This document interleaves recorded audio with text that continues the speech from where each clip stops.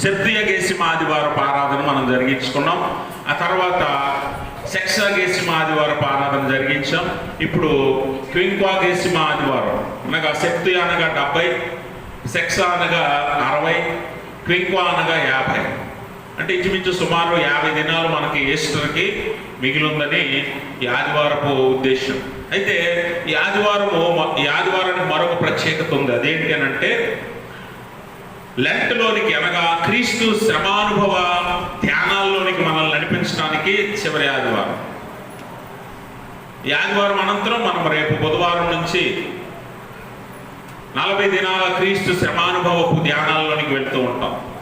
కాబట్టి ఈ ఆదివారము దేవుని శ్రమ, మరణ, పునరుద్ధానాలను ధ్యానించడానికి మనల్ని ఎలాగ సిద్ధపరుస్తుందో ఈ లేఖనాలు మనకు నేర్పిస్తూ ఉంటాయి. ఎలా సిద్ధపడాలో మనల్ని మనము ఒకసారి పరీక్ష చేసుకొని లేఖనాల వెలుగులో దేవుని వాక్యాన్ని ధ్యానిద్దాం. చదవబడిన లేఖన భాగాల్లో మనం విన్నాం.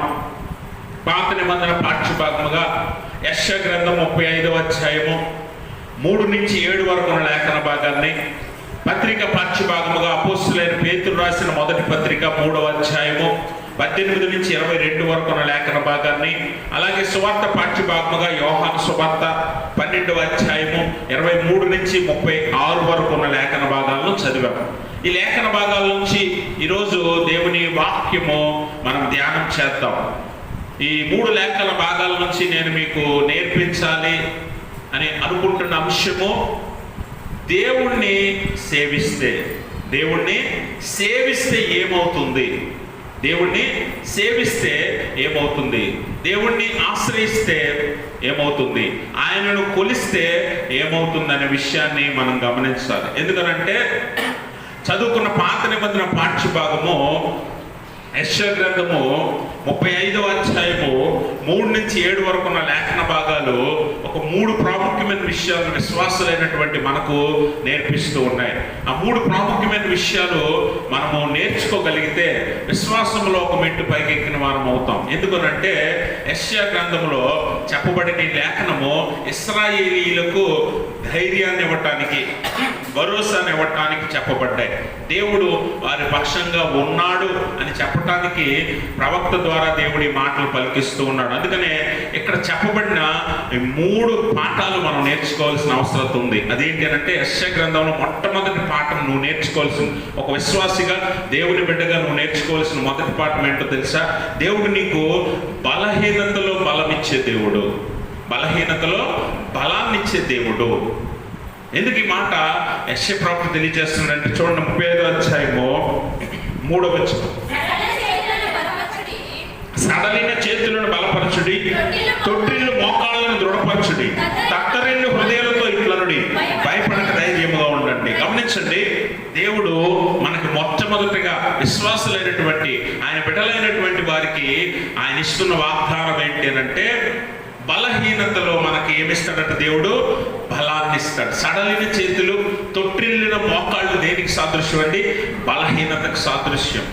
బలహీనతకు సాదృశ్యం, శక్తి లేనటువంటి స్థితికి సాదృశ్యం. అటువంటి స్థితిలో అనగా శారీరక, మానసిక, ఆత్మీయ బలహీనతలు కలిగిన వారు చాలా మంది ఉండొచ్చు. శరీర బలం ఉంటే మానసిక బలహీనత ఉండొచ్చు, మానసిక బలం ఉంటే ఆత్మీయ బలహీనత ఉండొచ్చు, ఆత్మీయ బలం ఉంటే శారీరక బలహీనత ఉండొచ్చు. ఏదో ఒక రకంగా మానవుడు బలహీనుడే. అవునా? మానవుడు బలహీనుడే. అలాంటి బలహీనులైనటువంటి తన బిడ్డలకు, విశ్వాసులకు, ఆయన నమ్ముకున్న వారికి దేవుడు ఇస్తున్న వాగ్దానం ఏంటో తెలుసా? బలహీనతలో నేను బలాన్ని ఇస్తాను, బలహీనతలో నేను మీకు బలాన్ని ఇస్తాను. అందుకనే సడలిన చేతులను ఏం చేయమంటున్నాడు? బలపరచండి. అలాగనే తొట్టిల్లు మోకాళ్ళను దృఢపరచండి, గట్టిపరచండి, తత్తరిల్లు హృదయాలను ఏం చేయమంటున్నాడు? ధైర్యంగా ఉండమని చెప్పమంటున్నాడు. ధైర్యంగా ఉండమని చెప్పమంటున్నాడు. అందుకే యోహాను సువార్తలో కూడా 14వ అధ్యాయం 1వ వచనం అంటాడు యేసు ప్రభువు వారు, మీ హృదయాలను కలవరపడనీయొద్దు, కంగారు పడొద్దు, బలహీన స్థితిలోనే మీరు ఉండిపోవద్దు. ఎందుకంటే మీ దేవుని యందు విశ్వాసం ఉంచండి, ఆయన మిమ్మల్ని బలపరుస్తాడు. ఆయన మిమ్మల్ని బలపరుస్తాడు. యోహాను సువార్తలో 5వ అధ్యాయంలో ఒక వ్యక్తిని మనం చూస్తాం. ఈ వ్యక్తి 3 స్థితులుగా బలహీనుడు, 3 పరిస్థితుల్లో ఆయన బలహీనుడు. ఆత్మీయంగా, శారీరకంగా, మానసికంగా బలహీన పరిస్థితుల్లో కూర్చుండిపోయాడు. ఎంతకాలం నుంచి అంటే 38 సంవత్సరాల నుంచి. ఎన్ని సంవత్సరాలు? 38 సంవత్సరాల నుంచి బెతస్దా అనే కోనేటి దగ్గర ఒక కదలలేని మనిషి కూర్చున్నాడు. ఏమండి, ఒక 2 గంటలు చర్చిలో కూర్చోమంటే ఉంటామా? కదిలిపోతుంటాం. కింద ఎవడో స్ప్రింగులు పెట్టినట్టు లెగిసిపోవాలి అర్జెంటుగా, బయటకు వెళ్ళిపోవాలి అర్జెంటుగా అనిపిస్తుంది. అలాంటిది ఒక వ్యక్తి 38 సంవత్సరాల నుంచి ఒక్క చోటే కూర్చుంటున్నాడంటే ఎంత భయంకరమైన పరిస్థితిలో ఉన్నాడో ఒకసారి ఆలోచించేయండి. వెళ్ళాలనుకున్న చోటకి వెళ్ళలేడు, చెయ్యాలనుకున్న పని చేయలేడు, కదలలేడు. ఎంత బలహీనతలో ఉన్నాడో చూడండి. శారీరక బలహీనత, కాళ్ళు పనిచేయవు, చేతులు పనిచేయవు. కాళ్ళు చేతులు పనిచేయకపోతే మానసికంగా డిప్రెషన్లోకి వెళ్ళిపోతాం కదా. కొన్నిసార్లు కొంతమందిని చూస్తాం, హాస్పిటల్కి వెళ్ళి చూడండి, బెడ్ మీద ఎంతమంది పడుకుని ఉంటారు, కదలలేరు, మెదలలేరు. ఒక మనిషి సాయం ఉండాలా. వారు ఎంత మానసికంగా కుంగిపోయి ఉంటారో తెలుసా? ఆ బాధ మనం అర్థం చేసుకోవాలి. మన ఇళ్లలో బెడ్ల మీద పడి ఉంటారు ముసలి వాళ్ళు, కదలలేక మంచాలకి పరిమితం అయిపోయిన వాళ్ళు ఉన్నారు. 38 సంవత్సరాల నుంచి ఉన్నాడట ఆయన. ఎంత బలహీన పడిపోయి ఉంటాడో చూడండి.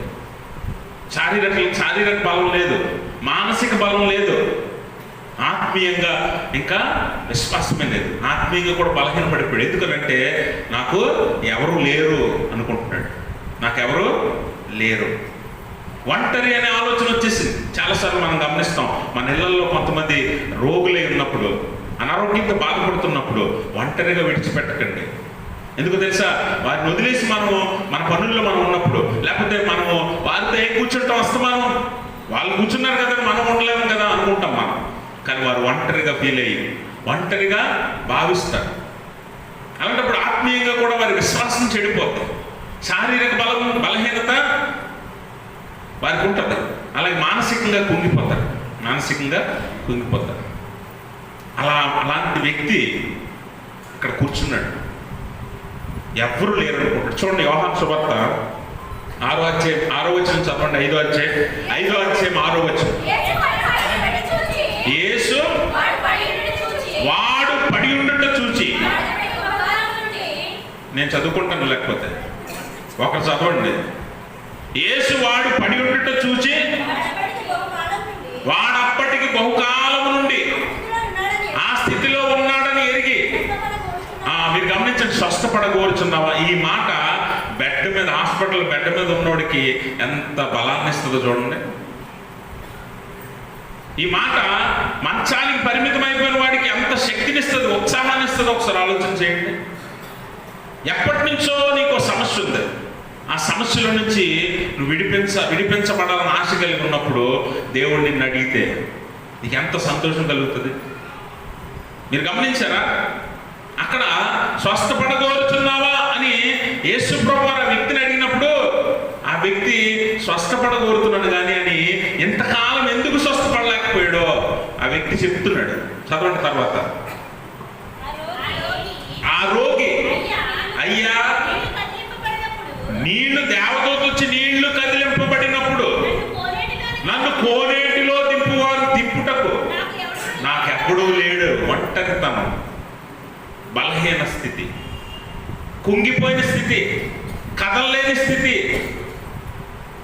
మానసికంగా, శారీరకంగా, ఆత్మీయంగా నలిగిపోయిన స్థితిలో ఉన్నాడు.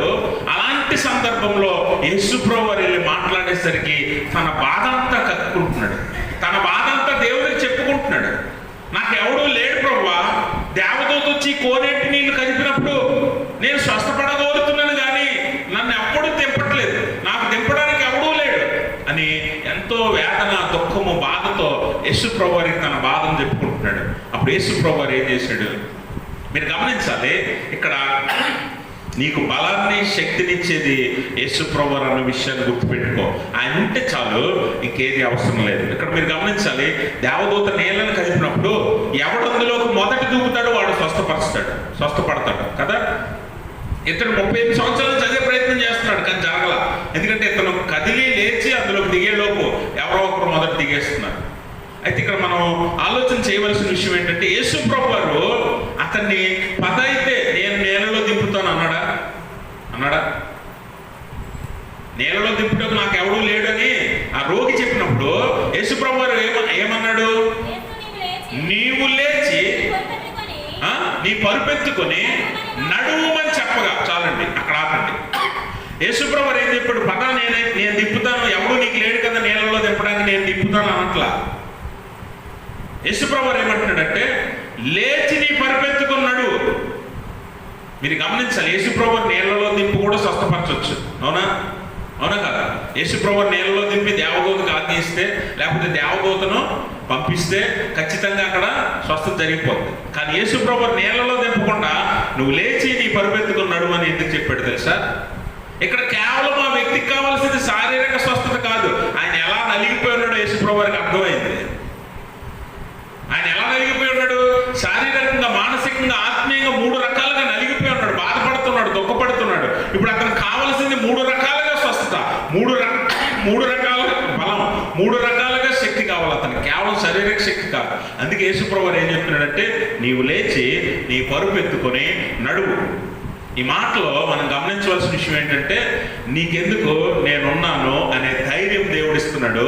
అది మానసికంగా బలాన్ని ఇస్తుంది, మానసికంగా బలాన్ని ఇస్తుంది, ఆత్మీయంగా నమ్మకాన్ని, విశ్వాసాన్ని ఇస్తుంది, శారీరకంగా స్వస్థతనిస్తుంది. దేవునికి స్తోత్రం.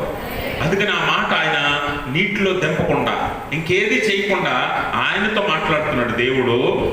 ఆ రోగితో మాట్లాడుతున్నాడు, నీవు లేచి నీ పరుపెత్తుకొని నడువు. 3 రకాలుగా అతనికి బలాన్ని, శక్తినిచ్చే దేవుడు. ఆయనే మనకు బలం ఇచ్చేవాడు. అందుకే బలహీన క్షణాల్లో, బలహీన స్థితిలో, లేకపోతే శారీరకంగా కానీ, మానసికంగా కానీ, ఆత్మీయంగా కానీ నలిగిపోయిన స్థితిలో ఉన్నట్లయితే ఖచ్చితంగా నీకు బలం ఇచ్చేవాడు నీ దేవుడు అన్న సంగతి మర్చిపోకు. ఒంటరి అనే ఆలోచన వచ్చినప్పుడు నీకు దేవుడు తోడున్నాడన్న సంగతి మర్చిపోకు. నీ పక్షంగా ఆయన ఉన్నాడన్న సంగతి మర్చిపోకు. నిన్ను లేవనెత్తి బలపరిచి నడిపించే దేవుడు ఆయన. రెండో పాఠం ఏంటో తెలుసా? యెషయా గ్రంథంలో మనం నేర్చుకోవాల్సిన పాఠం, భయంలో ధైర్యాన్ని ఇస్తాడు. ఏమిస్తాడు? భయంలో ధైర్యాన్ని ఇస్తాడు. చదవండి, తర్వాత 4వ వచనం చదవండి. తత్తరిల్లు హృదయాలతో ఇట్లనుడి, భయపడక ధైర్యముగా ఉండుడి, ప్రతిదండన చేయుటకై మీ దేవుడు వచ్చుచున్నాడు. ప్రతిదండన, దేవుడు చేయదగిన ప్రతీకారం ఆయన చేయును, ఆయన వచ్చి తానే మిమ్మును రక్షించును. గమనించండి, భయములో ధైర్యం. చాలాసార్లు మానవుడికి భయం లేని మనిషిని ఎవరైనా ఉన్నాడంటారా? ఉన్నాడంటారా? ఎవరైనా అంటే చాలామంది ఏమనుకుంటారంటే మగోళ్ళు ధైర్యవంతులు అనుకుంటారు కదా. మగోళ్ళు చెప్పండి, భయం లేదు మీకు? మాకు అసలు భయమే లేదు అనే మగోళ్ళు ఎవరైనా ఉన్నారా? ఉన్నారా? ఆడవాళ్ళు అవుతున్నారు. చెప్పండి, మానవుల్లో అనగా స్త్రీలైనా పురుషులైనా భయం లేని మనిషి ఎవడైనా ఉన్నాడా? ఏదో ఒక రకమైన భయం మానవుడికి ఉంటుంది. ఏదో ఒక స్థితిలో భయం చేత కుంగిపోతాడు మనిషి. అందరికీ ఉండే భయంకరమైన భయం అంటే ఏంటి అంటే మరణ భయం. ఈ మరణ భయం కలిగినప్పుడు మానవుడు అన్ని రకాలుగా నలిగిపోతాడు, కుంగిపోతాడు, ఏమీ చేయలేని స్థితిలో ఉండిపోతాడు. అందుకనే దేవుడు ఏమంటున్నాడంటే ఈరోజు దేవుడు నీకు ఇస్తున్న మాట, వాగ్దానం ఏంటంటే ధైర్యముగా ఉండండి, మీ దేవుడు మీ కొరకు వచ్చుచున్నాడు, ఆయన వచ్చి ప్రతిదండన చేస్తాడు, మిమ్మల్ని రక్షిస్తాడు. భయం దేని వల్ల కలుగుతుందండి? భయం దేని వల్ల కలుగుతుంది? భయము మన శత్రువు వల్ల, అది ఏదైనా అవ్వచ్చు. అవునా? మన శత్రువు వల్ల భయం కలుగుతుంది. అది ఏదైనా అవ్వచ్చు. మనకు ఆపోజిట్గా ఉన్నది ఏదైనా మనల్ని భయపెడుతుందంటే అదే మన శత్రువు. అదేదైనా అవ్వచ్చు, పరిస్థితులు అవ్వచ్చు, అప్పులు అవ్వచ్చు, వ్యాధి బాధలు అవ్వచ్చు, లేకపోతే మరణం అవ్వచ్చు, కష్టం అవ్వచ్చు, ఏదైనా సరే అది మనల్ని భయపెడుతుంది కదా. అదే మన శత్రువు. అందుకే దేవుడు ఏం చేస్తాడంట? మీ దేవుడు మీ కొరకు వచ్చుతున్నాడు, ధైర్యంగా ఉండండి, ఆయన ప్రతిదండన చేస్తాడు. అనగా శత్రువు మీద ఆయన దాడి చేసి మనకు విజయాన్ని ఇస్తాడు. అందుకే భయములో ధైర్యాన్ని కలిగి ఉండండి. ఆ భయంలో ధైర్యాన్ని కలిగి ఉండండి అనేక సార్లు మనం భయానికి లోనవుతాం. ఏదో ఒక రకంగా ఏదో ఒక భయానికి లోనవుతున్నప్పుడు దేవుడు మనకిస్తున్న వాగ్దానం ఏంటో తెలుసా? విశ్వాస జీవితంలో మనం దిగి ప్రయాణం మొదలైన తర్వాత మరిన్ని భయాలకు మనల్ని గురి చేస్తుంటాడు అపవాది. మరిన్ని శోధనలో పడవేయడానికి ప్రయత్నం చేస్తాడు. ఎందుకనంటే అపవాదికి మనతోనే పని. అపవాదికి ఎవరితో పని? బయట ఉన్న వారితో పని లేదు. ఎందుకంటే బయట ఉన్నవాడు అపవాది ఎలా కోరుకుంటున్నాడో అలా జీవిస్తున్నాడు కాబట్టి వాడితో పని లేదు అపవాదికి.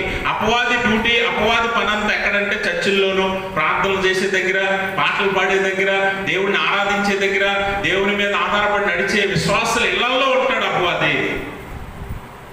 అందుకని అపవాది అనుకూలంగా జీవించే వారిని ఏనాడు శోధించాడు అపవాది. దేవుని వెంబడించే వారి పక్షంగా, దేవుడి పక్షంగా ఎవరైతే నడుస్తారో వారి దగ్గర పనిచేస్తాడు అపవాది. వారిని శోధనలో తీసుకెళ్ళాలి, వ్యాధినివ్వాలి, బాధనివ్వాలి, ఏదో కష్టం రప్పించాలి. వాడు భయపడిపోయి దేవుణ్ణి విడిచి దూరంగా వెళ్ళిపోవాలి. ఇది అపవాది ఉద్దేశం. అందుకని అపవాది మన దగ్గర పనిచేస్తాడు. అలాంటి శత్రువుని ప్రతిదండన చేసి దేవుడు ఓడించి నీకు ధైర్యాన్ని ఇస్తాడు. అందుకే దేవుడు మనకిస్తున్న వాగ్దానం ఏంటో తెలుసా? యెషయా గ్రంథంలోనే 41వ అధ్యాయం 10వ వచనం చదువుదాం. త్వరగా చదవాలి. భూదిగంతముల నుండి నేను పట్టుకొని దాని కొనల నుండి నీవు నా దాసుడవని నేను నిన్ను ఉపేక్షింపక అనగా మరువక ఏర్పరచుకుంటున్న నీవు నేను నీతో చెప్పిన మాట నీకు తోడై ఉంటాను, భయపడొద్దు, నేను నీ దేవుడనే ఉన్నాను, దిగులు పడొద్దు, నేను నిన్ను బలపరుతును. గమనించారా? దేవుడిస్తున్న వాగ్దానం చూడండి. ఆయన విశ్వాసంలోనికి నిన్ను పిలిచాడంటే నిన్ను ఒంటరిగా పిలవలా. నీతో ఉండటానికి, నిన్ను బలపరచడానికి, నిన్ను ధైర్యపరచడానికి, నీతో నడవటానికి ఆయన సిద్ధంగా ఉన్నాడు. అందుకే విశ్వాస జీవితం ప్రారంభించిన వారికి కొన్నిసార్లు శ్రమలు అధికమైపోతాయి, ఇబ్బందులు ఎదురైపోతుంటాయి. ఇది తప్పిందిలే అనుకునేసరికి ఇంకొక సమస్య ఎదురుగా ఉంటుంది మనకి. అది ఎలా తీర్చుకోవాలా అని ఆలోచించే సమయానికి ఇంకొకటి సిద్ధపడుతుంది. కొన్నిసార్లు ఒకేసారి 2-3 సమస్యల మీద వచ్చి పడుతుంటాయి. అనారోగ్యం అవ్వచ్చు, ఆర్థిక ఇబ్బందులు అవ్వచ్చు, వ్యాధి బాధలు అవ్వచ్చు, ఏదైనా సరే కొన్నిసార్లు మనల్ని చుట్టుముట్టేస్తే అపవాది మనల్ని ఉక్కిరి బిక్కిరి చేయడానికి ట్రై చేస్తాడు. అలా బలపరిచి, బలహీనపరిచి మనల్ని భయానికి గురి చేయడానికి ప్రయత్నం చేస్తాడు అపవాది. ఆ భయంలో, బలహీనతలో మనం దేవుని విడిచి వెళ్ళిపోతామేమో, పడిపోతామేమో, విశ్వాస జీవితంలో నుంచి తొలగిపోతామేమో అని అపవాది ప్రయత్నం చేస్తున్నప్పుడు దేవుడు నీకు ఇస్తున్న వాగ్దానం చేసిన దేవుడు నమ్మదగిన వాడు. హీ ఈస్ ట్రస్ట్వర్తీ గాడ్ అని చెప్పి దేవుని వాక్యం తెలియజేస్తున్న అపోస్తలుడైన పౌలు కూడా అంటాడు. కాబట్టి ఆయన వాగ్దానం ఇస్తున్నాడు ఏమనంటే, భయపడొద్దు, నేను నిన్ను బలపరుస్తాను, దిగులు పడొద్దు, నేను నీకు తోడై ఉన్నాను అని వాగ్దానం ఇస్తూ ఉన్నాడు. కాబట్టి చాలాసార్లు భయపడినప్పుడు నువ్వు ఒంటరివి అనే ఆలోచన నీకు రాకూడదు. ఎందుకంటే నీ పక్షంగా నీ దేవుడు ఉంటాడు, నీకు తోడై ఉంటాడు. అందుకని విశ్వాస జీవితం ప్రారంభించిన నీకు ఒక విషయం అర్థం కావాలి. ఏంటి అంటే, దేవుడు నిన్ను ఊరకే పిలవలేదు, దేవుడు నిన్ను ఊరకే ప్రత్యేకపరచలేదు, దేవుడు నిన్ను ఊరకే ఎన్నుకోలేదు. దేవుడు నీతో ఉండటానికే. ఈ విశ్వాస జీవితం అనేది ఒక ప్రయాణం అయితే, ఈ విశ్వాస జీవితం అనేది ఒక పోరాటం అయితే, ఈ విశ్వాస జీవితం ఒక యుద్ధం అయితే ఆయన నీ పక్షంగా యుద్ధం చేస్తాడు, నీ పక్షంగా పోరాడతాడు, నీతో తోడుగా నడుస్తాడు. అందుకే యెహోషువ, మరి మనం గమనిస్తే యెహోషువ ఒక గొప్ప దేవుని విశ్వాసి, భక్తుడు, ఒక మంచి నాయకుడు. మోషే చనిపోయిన తర్వాత ఇశ్రాయేలీని నడిపించడానికి నాయకుడు ఎవరు లేరు. అలాంటి స్థితిలో దేవుడు యెహోషువని ఏర్పరచుకున్నాడు, యెహోషువని పిలిచాడు. యెహోషువ, నా సేవకుడైన మోషే చనిపోయిన తర్వాత ఇశ్రాయేలీని నడిపించడానికి నేను నిన్ను ఏర్పరచుకున్నానని చెప్పి యెహోషువతో చెప్తే, యెహోషువకు దేవుడిస్తున్న వాగ్దానం ఏంటో తెలుసు. ఎందుకంటే ముందు ఒక భయంకరమైన గమ్యం ఉంది. అక్కడికి ఇశ్రాయేలీని నడిపించాలంటే ఎన్నో శ్రమలు పడాలి, ఎన్నో ఇబ్బందులు పడాలి, అరణ్య ప్రయాణం చెయ్యాలి, ఇంతమంది ఇశ్రాయేలీల్ని చక్కని మార్గాల్లో నడిపించాలి. ఎంత పెద్ద బాధ్యత యెహోషువ మీద దేవుడు పెడుతున్నాడు. అలాగే విశ్వాసిగా నిన్ను పిలిచాడంటే నీ మీద కూడా ఒక బాధ్యత ఉంచాడు. అదేంటి అంటే, నువ్వు బలపడటమే కాదు, ఇతరులను కూడా బలపరచాలి. ఇది నీ బాధ్యత. నువ్వు ధైర్యపరచాలి ఇతరుల్ని. ఇది విశ్వాసిగా నీ బాధ్యత. యెహోషువతో అంటున్నాడు, యెహోషువ గ్రంథం 1వ అధ్యాయం 9వ వచనంలో దేవుడు ఇస్తున్న వాగ్దానం ఏంటో తెలుసా? నేను నీకు ఆజ్ఞ ఇచ్చున్నాను కదా, నిబ్బరము కలిగి ధైర్యముగా నుండుము, దిగులు పడకుము, జడియకుము. నీవు నడుచు మార్గమంతటిలో నీ దేవుడైన యెహోవా నీకు తోడేయుండును. గమనించండి, ఈరోజు ఈ ప్రయాణం ప్రారంభించింది మొదలు చివరి దాకా, until your last breath on this earth. భూమి మీద నీ చివరి శ్వాస వరకు నీ దేవుడు నీకు తోడే ఉన్నాడు. భయపడవలసిన అవసరత లేనే లేదన్న విషయాన్ని ఈ లేఖనం మనకు జ్ఞాపకం చేస్తుంది. అందుకే భయపడకుడి అని బైబిల్ గ్రంథంలో 365 సార్లు ఉంటుంది. దేవునికి స్తోత్రం. అంటే ఏ రోజుకి ఆ రోజు, ప్రతిరోజు నీకు దేవుడి వాక్యం జ్ఞాపకం చేస్తుంది, డు నాట్ ఫియర్, భయపడద్దు. మూడో పాఠం ఏంటి అని అంటే, ఎడారిలో జీవజలాలు నింపుతాడట దేవుడు. ఎడారి బట్టి మన జీవితాలు, ఎండిపోయిన మన జీవితాలకు జీవజలాలను ఇస్తానంటున్నాడు. చూడండి 5వ వచనం, గుడ్డివారి కన్నులు తెరవబడును, చెవిటివారి చెవులు విప్పబడును, కుంటివాడు దుప్పివలే గంతులు వేయును, మోగవారి నాలుక పాడును, అరణ్యంలో నీళ్లు ఉప్పుకును, అడవిలో కాలువలు పారును, ఎండమావులు మడుగులగును, ఎండిన భూమిలో నీటి బుగ్గలు పుట్టును. అంటే మీరు గమనించాలి, ఇది వాస్తవంగా అసాధ్యం. ఇది అవుతుంది అసలు ఇది వాస్తవంగా అసాధ్యం. ఇది ఎండమావులు నీళ్లు పుడతాయా? ఎడారిలో కాలువలు పారుతాయా? అడవిలో నీళ్ళు ఎక్కడి నుంచి వస్తాయి? కుంటివారు నడవగలుగుతారా? గుడ్డివారు చూడగలుగుతారా? మగవారు మాట్లాడగలుగుతారా? మీరు గమనించాలి, దేవుడు మనతో ఉంటే ఇవన్నీ కూడా సంపూర్ణతలోనికి వస్తాయి.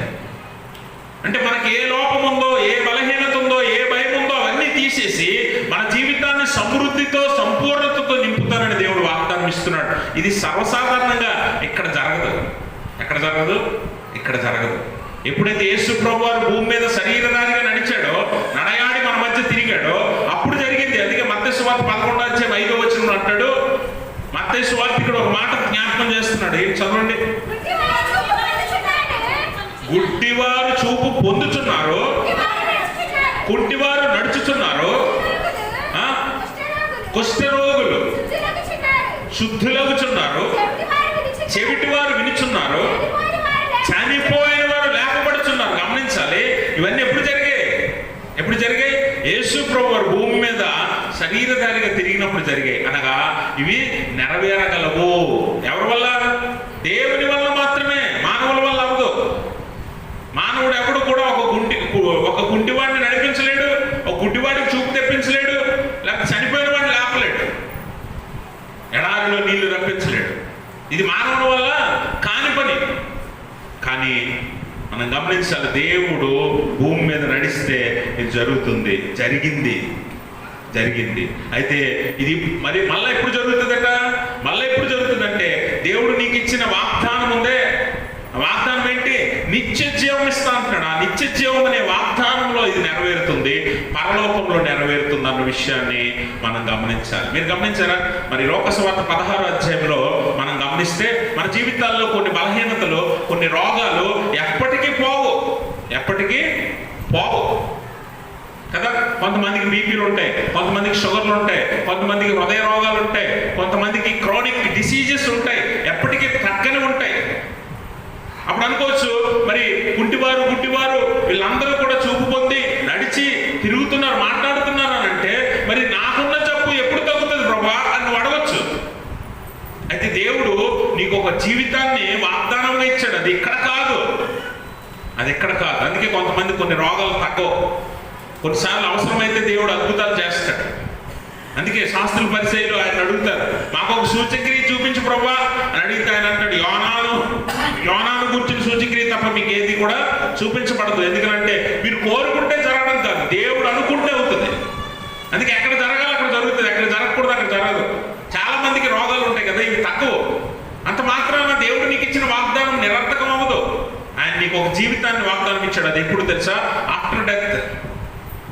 మరణం తర్వాత నీకు ఒక సంపూర్ణమైన జీవితాన్ని ఆయన నీకు వాగ్దానంగా ఇచ్చాడు. అందుకే మీరు గమనిస్తే లోకసువార్త 16వ అధ్యాయంలో ధనవంతుడు లాజరు ఇద్దరు ఉంటారు, భూమి మీద జీవిస్తుంటారు. ఇద్దరు కూడా భూమి మీద జీవిస్తూ ఉంటారు. ధనవంతుడు ఎలా ఉన్నాడట? సకల సుఖాలు అనుభవిస్తున్నాడు, ఆరోగ్యం ఉంది, బలం ఉంది, శక్తి ఉంది, అలా కుటుంబం ఉంది, ఆస్తి ఉంది, సకల సదుపాయాలు ఉన్నాయి. ఇలా ఉన్నవారు చాలా మంది ఉన్నారు కదా భూమి మీద, ఉన్నారా లేదా? ఇప్పుడు లాజరు అనేవాడు ఎలా ఉన్నాడు? 20వ వచనం చదవండి. అక్కడ మాటలోనే చెప్పేశాడు లాజరు స్థితి ఏంటో. లాజరు ఎవరట? లాజరు అని ఒక దరిద్రుడు అంటే మనము ఆ మాటకు అర్థం ఏంటో తెలుసా? దరిద్రుడు అంటే ఎవడికి అక్కర్లేని వాడు. దరిద్రుడు అంటే ఎవడికి అక్కర్లేని వాడు, ఎవడు పట్టించుకొని వాడు. ఈ దరిద్రుడి పరిస్థితి ఎలా ఉందంటే, దరిద్రాన్ని ఎలా అనుభవిస్తున్నాడో చూడండి, చదవండి. ఒళ్ళంతా కురుపులతో నిండి ఉన్నాయంట. ఈ కురుపులతో ధనవంతుడి ఇంటి అక్కడ కూర్చొని వాడి భోజన బలం నుంచి ఏదైనా పడితే ఆ రొట్టె ముక్క తిని ఆకలి తీర్చుకుందాం అనుకునే ఒక దీన స్థితిలో ఉన్నాడు. మీరు గమనించాలి. మీకు గాయాలు అవుతాయి, మీకు దెబ్బలు తింటాయి, మీరు దెబ్బలు తగులుతుంటాయి కొన్నిసార్లు మీకు కూడా. ఆ దెబ్బలు తగిలినప్పుడు మీ పరిస్థితి కంటే దరిద్రమైన పరిస్థితి లాజరుది. కింద చదవండి. అంతేకాక కుక్కలు వచ్చి వాని కురుపులు. ఇది ఎంత దీనమైన పరిస్థితి చూడండి, ఎంత దరిద్రమైన పరిస్థితి చూడండి. మీకు దెబ్బలు తగిలి గాయాలతో ఉన్నప్పుడు కుక్కలు వచ్చి మీ దెబ్బలను నాకే పరిస్థితి మీరు ఎప్పుడైనా అనుభవించారా? భూమి మీద ఆ పరిస్థితి జీవితాంతం అనుభవించాడు లాజరు. కానీ విశ్వాసం వదిలేడా? దేవుని మీద నమ్మకం వదిలేడా? దేవుని మీద ఆధారపడటం మానలేదు. అందుకనే కొన్ని మన జీవితాల నుంచి పోకపోయినా ఆ అపొస్తలుడైన పౌలుకి ఒక ముళ్ళు ఉంది, జీవితాంతం ముళ్ళుతో బతికాడు. నా కృప నీకు చాలు, ఈ ముళ్ళు తీయింది నేను అంటున్నాడు దేవుడు. కొన్నిసార్లు నీకున్న జబ్బు, బలహీనత, రోగము తగ్గదు, అయినా కూడా నీ అంత విశ్వాసం, నీకున్న విశ్వాసం దేవుని మీద అలాగే ఉండాలి. అలా ఉన్నప్పుడు దేవుడు నీకు ఇచ్చిన వాగ్దానాన్ని ఖచ్చితంగా నెరవేరుస్తాడు. లాజరు చనిపోయాడు, ధనవంతుడు చనిపోయాడు. ఇప్పుడు 25వ వచనం చదవండి. అప్పుడు అబ్రహాము, కుమారుడా, నీ జీవిత కాలం అంతా నీకు ఇష్టమైనట్టు, జాగ్రత్త వినండి, నీకు ఇష్టమైనట్టు, నీకు నచ్చినట్టు సుఖాలు అనుభవించావు. ఎవరితో చెప్తున్నాడు ఈ మాట? అబ్రహాము ధనవంతుడు చెప్తున్నాడు. తర్వాత చదవండి. అలాగుననే లాజరు కష్టం అనుభవించాడు. గుర్తుపెట్టుకోండి, కష్టం అనుభవించినంత మాత్రాన నువ్వు దేవుడి వలన విడవబడిన వాడు కాదు. అందుకే భూమి మీద నీ రోగం తగ్గలేదు, నీ ఆర్థిక పరిస్థితి మారలేదు, లేకపోతే నీ ఇబ్బందులు పోలేదు అని అనుకుంటే దేవుడు నిన్ను విడిచిపెట్టినట్టు కాదు. నీ విశ్వాసం, నమ్మకం బట్టి దేవుడు నీకు ఇచ్చిన వాగ్దానాన్ని నెరవేరుస్తాడు. అందుకే ఇప్పుడు లాజరు ఎక్కడ ఉన్నాడు? అబ్రహాము రొమ్మున అనుకుని నెమ్మది పొందుతున్నాడు. ధనవంతుడేమో అగ్నిలో, పాతాళంలో కాల్చబడుతున్నాడు. అంటే దేవుడు నీకు ఇచ్చిన వాగ్దానం ఎక్కడ తెలుసా? సమృద్ధి, సంపూర్ణత పరలోకంలో అనుభవిస్తావు. ఇది జీవజలాలతో నీ జీవితాన్ని నింపడం అంటే. ఈ భూమి మీద ఎడారి వంటి జీవితాలు ఎదుర్కొంటాం, కష్టాలు, శ్రమలు లేకుండా ఈ భూమిని దాటలేము. కానీ దేవుడు నీకు ఇచ్చిన వాగ్దానం పరలోకంలో సంపూర్ణతలోనికి వస్తుంది. జీవజలాలతో, నిత్యము సంతోషంతో, ఆనందంతో, బాధ, వ్యాధి ఏమీ లేనటువంటి, మరణం లేనటువంటి ఆ జీవితాన్ని నీకు ఇస్తాడు. అందుకే జీవజలాలతో నేను నీ జీవితాన్ని నింపుతాడు. పత్రిక పాఠ్యభాగంలో అపొస్తలుడైన పేతురు మరొకసారి మనందరినీ యేసుప్రభు వారి శ్రమ, మరణ, పునరుద్ధానాలకి 40 దినాల ధ్యానాల్లోనికి నడిపించడానికి మరొకసారి యేసుప్రభు వారి మరణ, శ్రమ, పునరుద్ధానాల గురించి జ్ఞాపకం చేస్తూ ఉన్నాడు. చూడండి, పత్రిక పాఠ్యభాగంలో 18వ వచనం చదవండి. దేవుని చిత్తం అలాగుండగా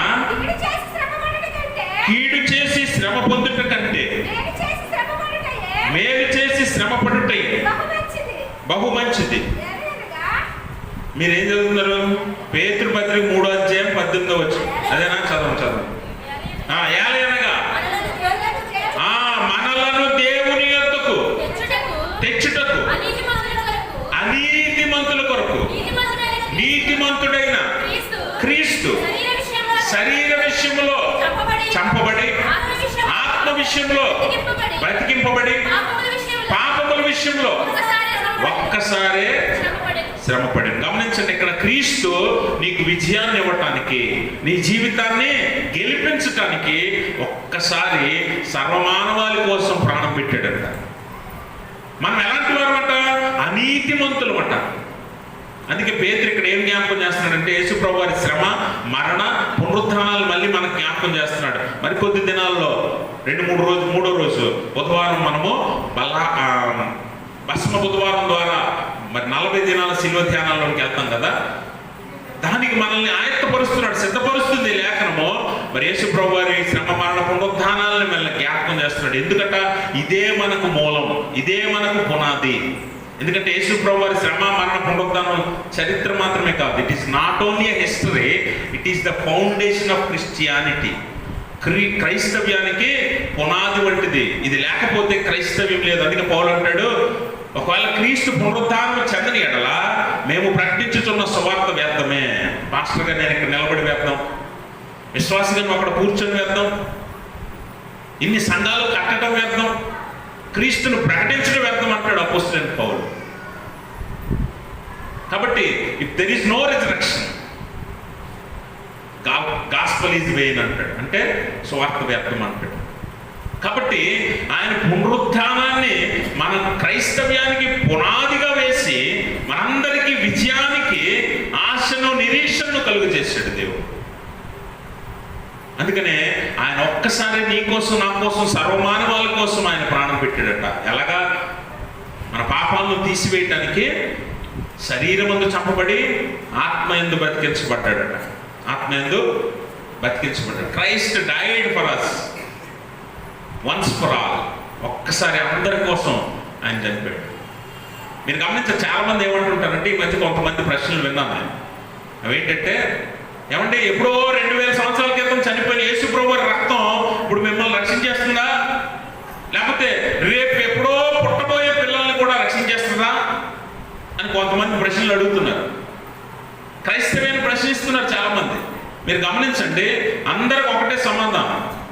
అదేంటంటే, ఇప్పుడు మీకు జ్వరం వచ్చిందనుకోండి, మందు ఉందా? ఉందా? లేదని మాత్రం చెప్పండి. మందు ఉందా లేదా? ట్యాబ్లెట్ పేర్లు కూడా కొంతమంది తెలిస్తే కదా. ఏం వేసుకుంటారు? పారాసెటమాల్, అవునా? ఏదో ఒకటి. మందు ఉందా లేదా? ఉందా లేదా? ఇప్పుడు నీకు జ్వరం వచ్చింది, ఏం వేసుకుంటున్నావు? పారాసెటమాల్. ఒకటి అనుకుందాం, బోల్డ్ ఉన్నాయిలేండి మందులు, ఒకటి అనుకుందాం, పారాసెటమాల్ వేసుకుంటాం. నీ కొడుకో కూతురికో జ్వరం వచ్చింది, ఏం వేస్తావు? పారాసెటమాల్ అన్నా? జ్వరం వస్తే దగ్గు మందు వేస్తావా? లేకపోతే ఇంకేదైనా మందు తెచ్చేస్తావా? నీ కొడుకు కూడా వేస్తావు. రేపు పొద్దున్న నీ కొడుకు పెళ్ళి ఒక మనవడో మనవరాలు పుడితే ఆ మనవడికి మనవరాలకు జ్వరం వస్తే అప్పుడేం వేస్తావు?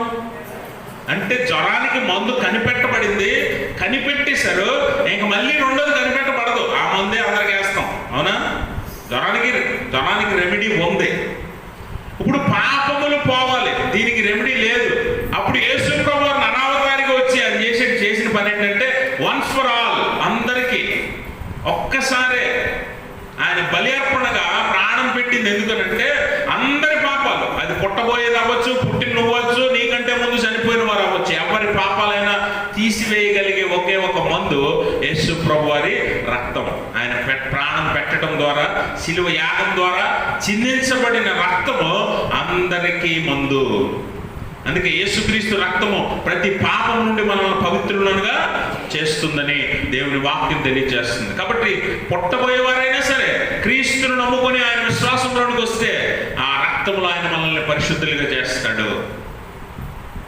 రక్తములో ఆయన మనల్ని పరిశుద్ధులుగా చేస్తాడు. అందుకనే మనం ఒకసారి 1 యోహాను పత్రిక 2వ అధ్యాయం 2వ వచనం చదువుదాం. 1 యోహాను పత్రిక 2వ అధ్యాయం. ఆయన మన పాపములకు శాంతికరమై ఉన్నాడు.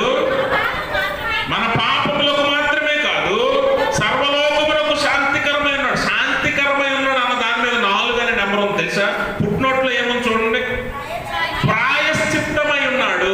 ప్రాయశ్చిత్తం, అటోన్మెంట్ ఫర్ సిన్. మన పాపానికి ప్రాయశ్చిత్తమై ఉన్నాడు ఆయన.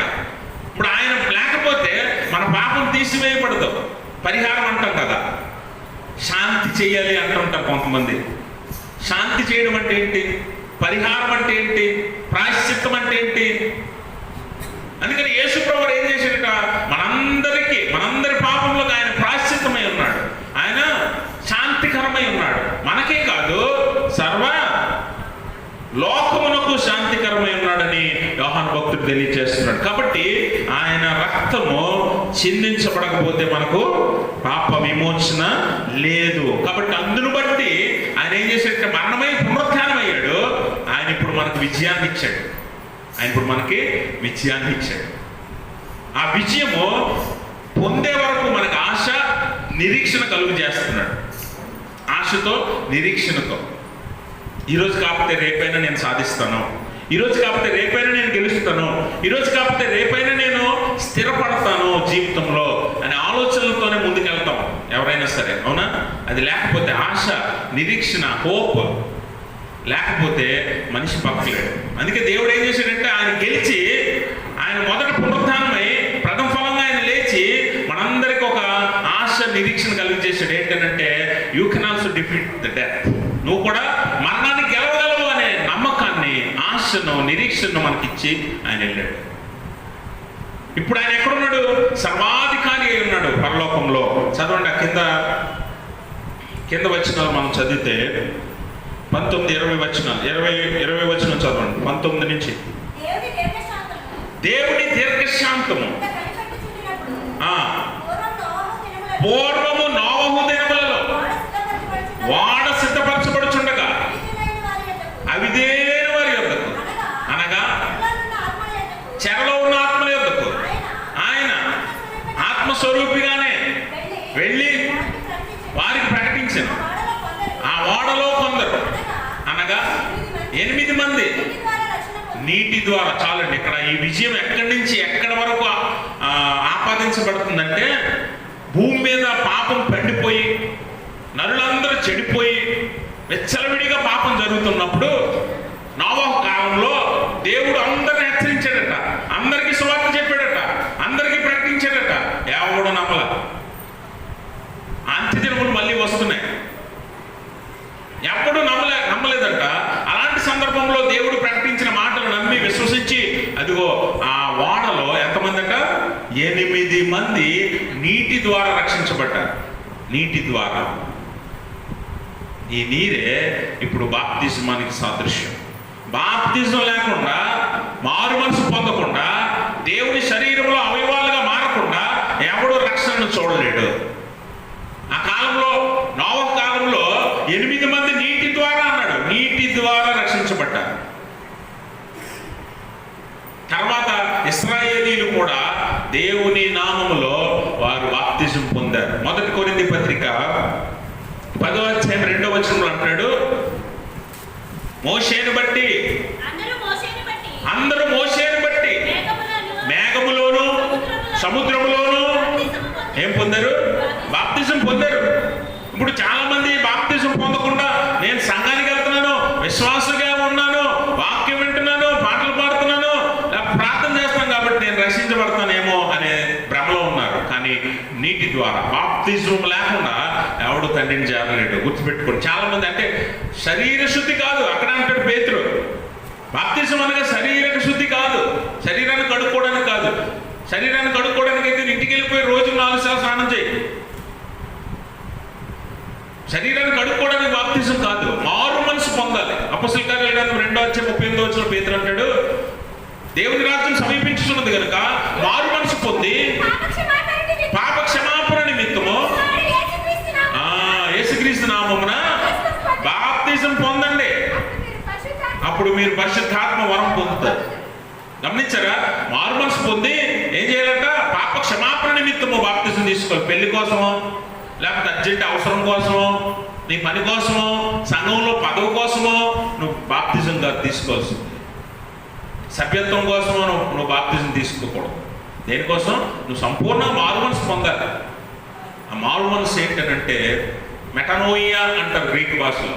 మెటనోయియా అంటే turning away from your sins. పాపపు మార్గము నుంచి వెనక్కి మరలడం మారు మనసు అంటే.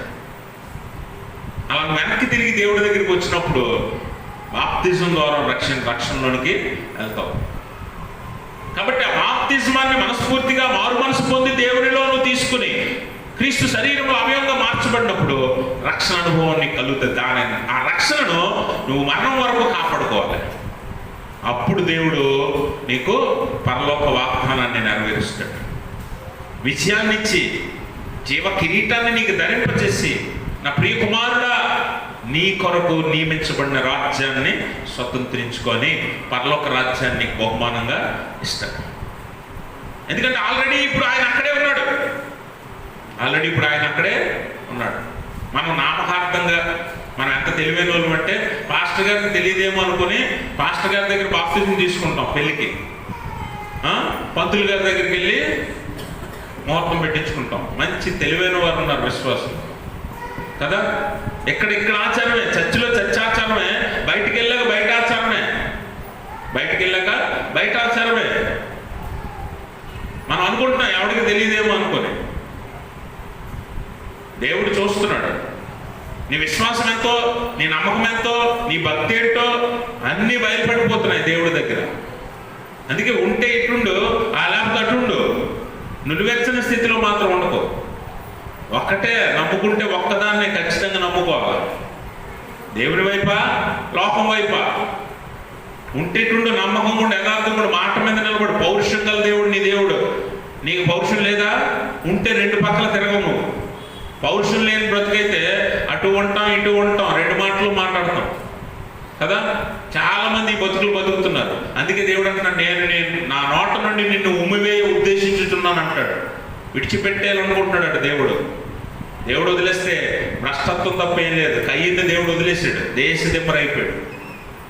దేవుడు వదిలేక ముందే తెలుసుకొని పూర్తిగా దేవుని వైపు రావడం నేర్చుకోండి.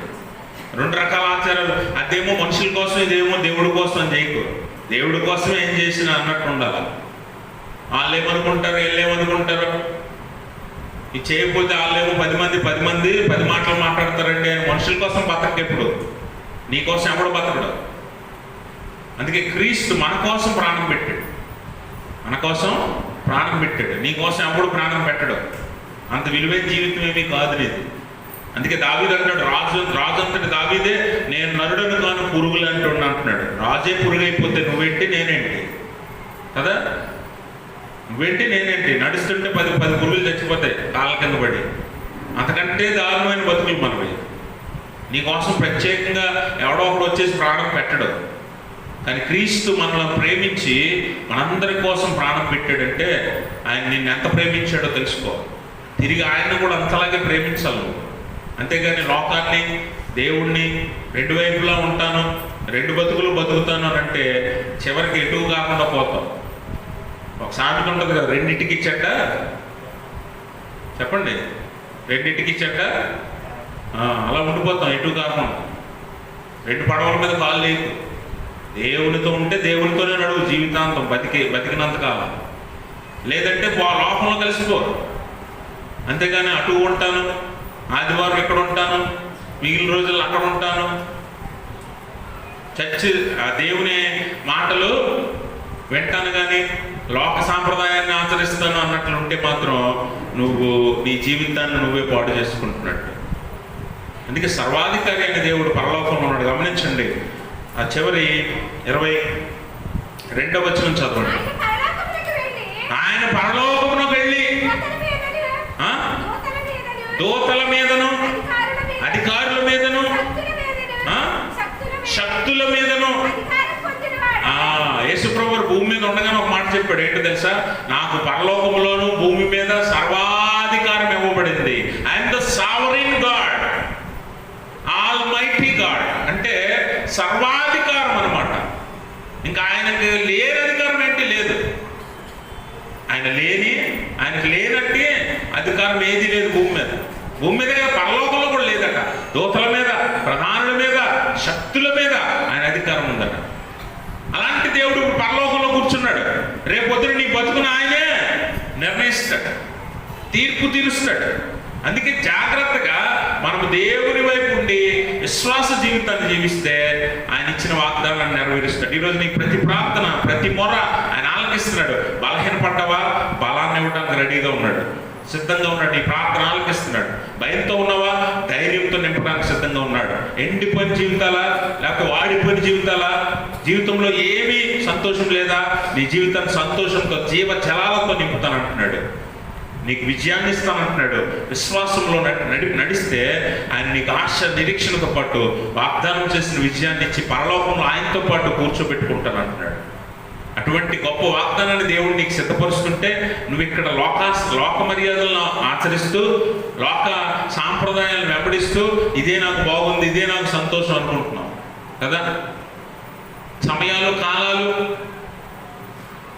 రోజులు లెక్క పెట్టుకుంటున్నాం, రోజు చూసుకుంటున్నాం. ఈరోజు ఈ పని చేయొచ్చా, ఈరోజు ఈ పని చేయొచ్చా, ఈరోజు చేయకూడదు.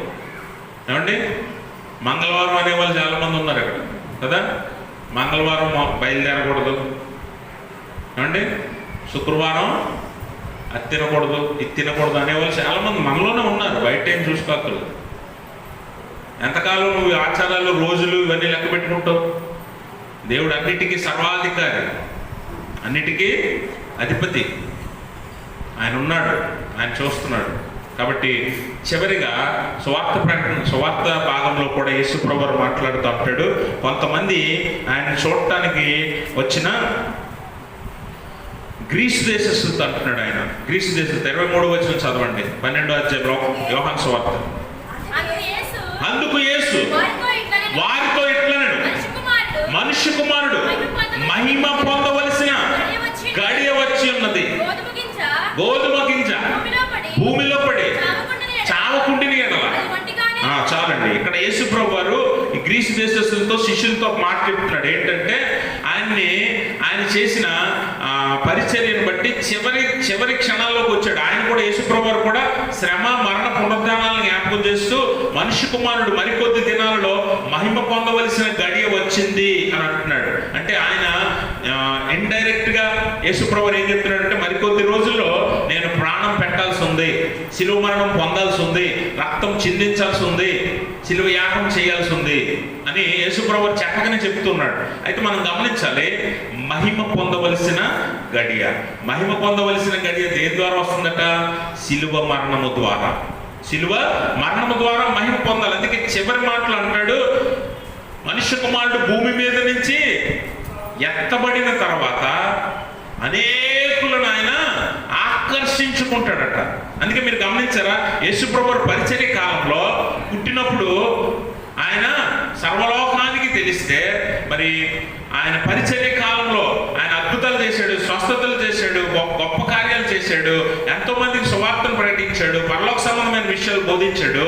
కానీ అది ఆ ప్రాంతానికి పరిమితమైంది. కానీ ఆయన శిలువ మరణము పొందిన తర్వాత ప్రపంచమంతా సువార్త వ్యాపించింది. దేవునికి స్తోత్రం.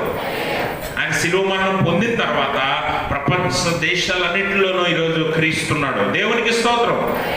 అంటే నమ్మని వాడు, ఆయన్ని ఎరుగని వాడు ఎవడు లేడు. ఈరోజు చాలా మంది అనేక దేశాలలో క్రైస్తవులు ఉన్నారు అని అంటే ఆయన శిలువ మరణము పొందాకే. ఆయన ఆకాశానికి, భూమికి, నీ కోసం, నా కోసం గాలిలోనికి ఎత్తబడ్డాడు, శిలువ మీద వేలాడదీయబడ్డాడు. అప్పటి నుంచే సువార్త దశ దిశలు వ్యాపించింది. అందుకే చివరి మాట అంటాడు యోహాను సువార్తలో, మనుష్య కుమారుడు భూమి మీద నుండి, చదవండి,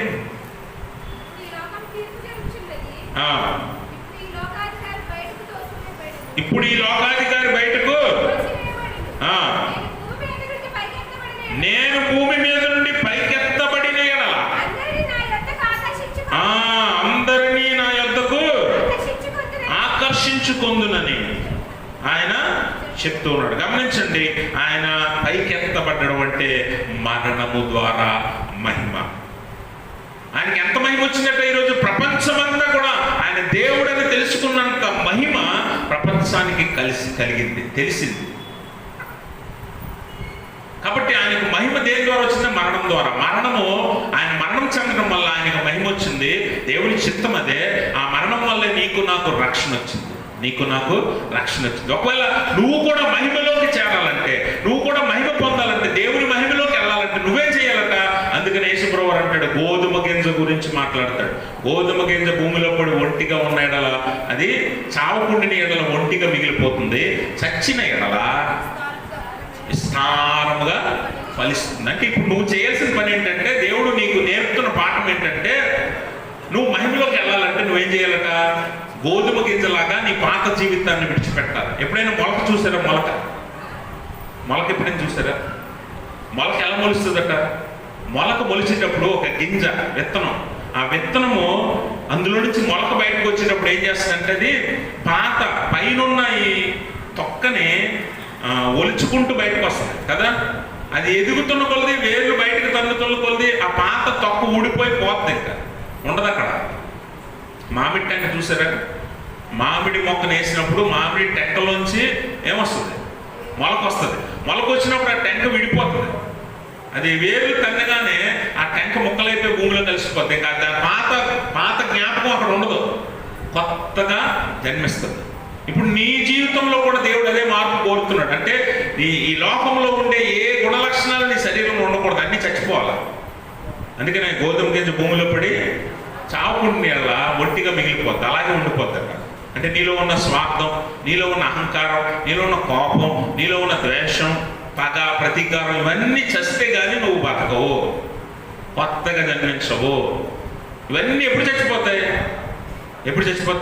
అందుకని అపోస్తలుడైన పౌలు అంటాడు, నేను క్రీస్తుతో కూడా సిలువ వేయబడ్డాను. I was crucified with God, with Jesus. ఇప్పుడు నా యందు జీవించుచున్నది నేను కాదు, క్రీస్తులాగా నువ్వు మారి క్రీస్తుని వెంబడించాలి. అందుకే యోహాను సువార్త 12వ అధ్యాయం అంటాడు, సేవకుడు అయినటువంటి వాడు ఏం చేస్తాడట? ఆయన సేవించేవాడు. చదవండి ఆ 12వ అధ్యాయంలో యేసు ప్రభువు వారు అక్కడ మాట్లాడతాడు. 26వ వచనం, ఒకడు నన్ను సేవించిన ఎడల నన్ను వెంబడింపవలెను, అప్పుడు నేను ఎక్కడ ఉందునో అక్కడ నా సేవకుడును ఉండు. గమనించారా? ఒకడు నన్ను సేవించిన ఎడల నన్ను వెంబడించాలి. Follow him. యేసు ప్రభు వారిని వెంబడించిన వాడు యేసు ప్రభు వారికి ఎక్కడున్నాడు? ఇందాక చదివాను కదా, యేసు ప్రభు వారు ఎక్కడున్నాడు? పరలోకంలో ఉన్నాడు. ఆయన దూతల మీద, శక్తుల మీద, ప్రధానుల మీద సర్వాధికారం కలిగి ఉన్నాడు ఆయన పరలోకంలో. ఒకడు నన్ను సేవించిన ఎడల వాడు నన్ను వెంబడిస్తాడు, వాడు నన్ను వెంబడించిన ఎడల నా సేవకుడు నేనుండు స్థలంలో ఉంటాడు, అనగా పరలోకంలో ఉంటాడు.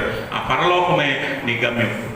ఆ పరలోకానికి చేరటానికే నువ్వు ఈ లోకంలో ప్రయత్నం చేయాలి. అందుకే గోధుమ గింజలాగా నీ పాత జీవితాన్ని విడిచిపెట్టి నీలో ఉన్న ఇహలోక సంబంధమైన గుణాలను చంపి కొత్తగా జన్మించు. అందుకే బాప్తిజం ద్వారా మరలా జన్మించాలి. బాప్తిజంలో ముంచబడతాం లేదా చిలకరించబడతాం. నీళ్లు నీ మీద పడినప్పుడు దాని ఉద్దేశం ఏంటంటే, నీ పాత గుణ లక్షణాలు నీళ్లతో వదిలేయాలి. నీళ్లతో వదిలేసి కొత్తగా బయటికి రావాలి. నువ్వు బయటికి రావాలి. అదే దేవుని ఉద్దేశం. కొత్తగా నువ్వు జన్మించాలి. నూతన జీవితాన్ని నువ్వు పొందాలని దేవుని వాక్యం తెలియజేస్తుంది. అందుకే దేవుని సేవకునిగా, ఆయన వెంబడించేవానిగా, ఆయన సేవించేవానిగా నువ్వు ఉన్నప్పుడు ఆయన ఉండే స్థలంలో నువ్వు కూడా ఉంటావు. That is the ultimate promise from God. దేవుడి నుంచి అత్యున్నతమైన వాగ్దానం ఇదే. ఆయన ఉండే చోట నువ్వు కూడా ఉంటావు. యోహాను సువార్త 14వ అధ్యాయం కూడా యేసు ప్రభువు అంటాడు కదా, నేను ఉండి చోట మిమ్మల్ని ఉండించుటకు నేను వెళ్ళి స్థలం సిద్ధపరుస్తున్నాను, మరలా వచ్చి నేను మిమ్మల్ని తీసుకుని వెళ్తాను. ఎవరిని? ఆయన సేవకుల్ని, ఆయన సేవించేవారిని, ఆయన్ని వెంబడించేవారిని, ఆయన నమ్ముకున్న వారిని అందరినీ తీసుకెళ్ళడు. బైబిల్ పట్టుకుని ప్రతి ఒక్కడు వెళ్ళిపోడు పరలోకం. అవునా? బైబిల్ పట్టుకుని ప్రతి ఒక్కడు వెళ్ళిపోడు. బైబిల్ పట్టుకుని లోక మనిషిలాగే బతుకుతున్నావు, లోకంలో ఉన్న వాళ్ళలాగే బతుకుతావు, లోకాచారాలే వెంబడిస్తున్నావు. ఖచ్చితంగా నిన్ను అది అంటాడు. అట్టువారితో ఏమంటాడంటే, ప్రభువా ప్రభువా అని పిలిచి ప్రతివాడు వెళ్ళడు. ఇక్కడ నిలబడి ప్రార్థన చేసినంత మాత్రాన, బైబిల్ చదివినంత మాత్రాన, లేకపోతే ఆలయానికి వచ్చినంత మాత్రాన పరలోకం వెళ్ళవు. ప్రభువా ప్రభువా అని పిలిచి ప్రతివాడు పరలోకానికి వెళ్ళడు. అక్రమం చేయవారులారా మీరెవరో నాకు తెలియదు అని ఆయన వెళ్ళిపోమంటున్నాడు. అందుకని జాగ్రత్తగా ఆయన వెంబడించేవారుగా, సేవించేవారుగా. యెహోషువ అంటాడు, నేను నా ఇంటి వారు మీరు ఎవరిని సేవించుకున్నా, మీరు ఏ ఆచారాలు పాటించినా, మీ ఏ సిద్ధాంతాలు వెంబడించినా, మీరు ఎవరి మాటిన్నా, నేను నా ఇంటి వారైతే ఒక్కడే దేవుడు మాకు, ఒకటే నమ్మకం మాకు, ఒకటే విశ్వాసం మాకు. మీలాగా అక్కడ ఇక్కడ రెండు వైపులు ఉండవు. ఇశ్రాయేలుతో అంటాడు యెహోషువ, మీరు ఆ దేవుడిని ఈ దేవుడిని, ఆ దేవతని ఈ దేవతని, ఆ నమ్మకాన్ని ఈ నమ్మకాన్ని నమ్ముతున్నారు. నేనైతే నా ఇంటి వారైతే ఒక్కడే దేవుడు, ఒక్కటే విశ్వాసం, ఒక్కటే నమ్మకం, ఒకటే మార్గం. బాప్తిజం ఒకటే, దేవుడు ఒక్కడే, దేవునికి నరులకు మధ్యవర్తి ఒక్కడే. ఆ మధ్యవర్తి యేసు క్రీస్తు నరుడు. ఓన్లీ వన్ వే, ఒక్కడే ఉన్నాడు. ఏది పడితే అది నమ్ముకొని అది మంచిది ఇది మంచిది అని అంటే ఒక్క బోర్లో పడిపోతావు ఏదో ఒక రోజు. చాలా గట్టి దెబ్బ తినేస్తావు ఏదో ఒక రోజు. మళ్ళీ దిద్దుకోవడానికి కూడా సమయం, అవకాశం రెండు ఉండవు. అందుకే ముందుగానే సిద్ధపడి దేవుని వాక్యం హెచ్చరిస్తుంది. వదిలితే పూర్తిగా వదిలే, లేదా ఇది వదిలేసి వెళ్ళిపోయిన నష్టం లేదు. అర్థమైందా? ఉంటే ఇక్కడ పూర్తిగా ఉండు దేవుళ్ళలో, లేదా లోకంలో ఉండిపో. అంతేగాని రెండు వైపులు అడుగులు వేసుకుంటూ పాస్టర్ గారు చూడకుండా, పాస్టర్ గారు తెలియకుండా లోకాచారాలు వెంబడిస్తూ ఇక్కడికి వచ్చి భక్తుల్లా నటిస్తూ ఈ బతుకు బతకొద్దు. ఉంటే ఒక తీర్మానం చేసుకో, పౌరుషం కలిగి ఒక నిర్ణయం తీసుకో. ఉంటాను ఇక్కడే, దేవుడితో ఉంటాను. ఏమైనా సరే, శ్రమ వచ్చిందా, బాధ వచ్చిందా, కష్టం వచ్చిందా, ఏది వచ్చినా దేవుడితో ఉంటా. ఒక తీర్మానం తీసుకో. అటు అడుగు ఇటు అడుగు. మీరు చాలామంది ఉద్యోగాలు చేస్తారు, వ్యాపారాలు చేస్తారు. బతకడం కోసం గట్టి తినకూడదు, ఏది పడితే చేయకూడదు. యథార్థంగా బతకాలి. ఎక్కడున్నా సరే, ఉద్యోగంలో, వ్యాపారంలో, అలాగే కుటుంబంలో, సంఘంలో, విశ్వాసంలో, భక్తిలో, అన్నింటిలో కూడా యథార్థంగా బతకాలి. అంతేకాని నచ్చినట్టు బతికేసి మేము భక్తులు, మేము నమ్మేము, లేకపోతే ఇంకేదో అనుకుంటే మాత్రం పొరపాటే. చాలా నష్టపోతారు, చాలా గట్టి దెబ్బ తింటారు. దేవుడు ఎంత యథార్థంగా హెచ్చరిస్తున్నాడో చూడండి. ఎంత యథార్థంగా లేఖనంలో మాట్లాడుతున్నాడు. నిన్ను బలహీనతలో బలపరుస్తూ ఉంటాడు, భయం ఉన్నప్పుడు ధైర్యపరుస్తూ ఉంటాడు, ఎండిపోయిన జీవితానికి జీవజలాలతో నింపుతానంటున్నాడు, నీకు విజయాన్ని ఇస్తానంటున్నాడు, ఆశ నిరీక్షణ కలుగు చేశాడు, నీకు ఒక గొప్ప వాగ్దానం ఇచ్చాడు, ఆయనతో ఉండే అవకాశం ఇస్తా అంటాడు. ఎంత నీకు వాగ్దానం చేసిన దేవుడి మీద నమ్మకం లేదంటే, దేవుడి వైపు నువ్వు యథార్థంగా నిలబడలేకపోతున్నావు అంటే, నీ జీవితాన్ని నువ్వు నీ చేతులారా పాడు చేసుకుంటున్నావు. అది నువ్వే మార్చుకోవాలి. అందుకే నూతన జీవితాన్ని, నీలో ఉన్న పాత జీవితాన్ని చంపేసి బాప్తిజం ద్వారా మారుమనసు పొంది, బాప్తిజం ద్వారా దేవుని శరీరంలో అవయవంగా మారిస్తే పరలోకం అనే భాగ్యాన్ని పొందుతావు. దేవుడిచ్చే జీవ కిరీటాన్ని ధరించుకొని దేవుడితో సదాకాలం జీవిస్తావు. అట్టి స్థితి దేవుడు తన పరిశుద్ధాత్మ ద్వారా మనందరికీ దయచేయును గాక. ఆమేన్. సమస్త జ్ఞానముకు మించిన దేవుని సమాధానం యేసుక్రీస్తు